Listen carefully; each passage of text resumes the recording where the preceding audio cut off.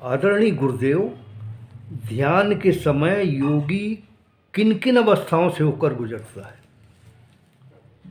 ध्यान एक ऊर्ध्वगामी प्रक्रिया है जिसमें कई मंजिलें आती हैं। और जब ध्यान की धारा ऊर्ध्वमुखी होती है तो सबसे पहली प्रमुख अवस्था चित्त की होती है। तो चित्त की क्या गति होती है, इसका चित्रण एक दीपक की वायु रहित स्थान में रखे गए निष्कंप लौ के दीपक से की जाए। इसका चित्रण संतों ने दर्पण के रूप में किया। चित्त दर्पण है जिसपे भगवान का प्रतिबिंब पड़ता है, बहुत प्रखर होता है। यहाँ तक होता है कि चित्त को ही लोग आत्मा समझने लगते हैं। योगी की दुखातीत अवस्था कैसी होती है? दूसरी अवस्था योगी की दुखातीत अवस्था होती है।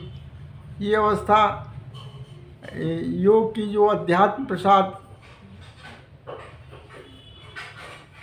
अवस्था है उसके उपरांत आती है। जब अध्यात्म का प्रसाद मिलता है तो बुद्धि निर्मल हो जाती है, बुद्धि स्थिर हो जाती है, तो उससे सभी दुख दूर हो जाते हैं।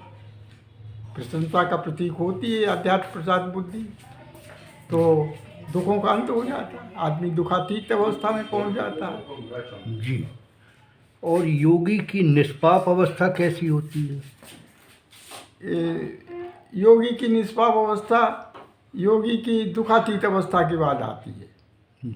जब दुखातीत योगी हो जाता है तो उसकी प्रज्ञा स्थिर हो जाती है, उसमें समाधि बुद्धि का उदय होता है, समाधि बुद्धि में भाव का उदय होता है, भाव से शांति का और सुख का, तो वो दुखातीत अवस्था के पार पहुंच जाता है।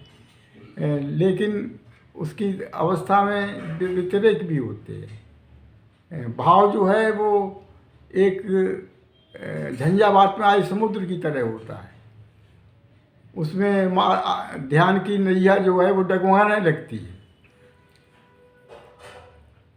तो योगी को किस प्रकार की समाधि प्राप्त होती है? योगी को दुखातीत अवस्था में तो सविकल्प समाधि की प्राप्त होती है। और जो उसकी दूसरी अवस्था है उसमें निर्विकल्प समाधि की प्राप्त होती है। जी। और योगी की सिद्धावस्था क्या होती है?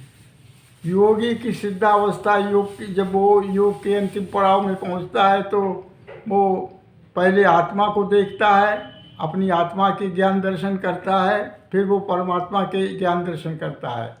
पहले आत्मदर्शन में उसे सभी प्राणी और पदार्थ अपनी ही आत्मा नज़र आते हैं, और परमात्मा में हर जगह परमात्मा नज़र आता है।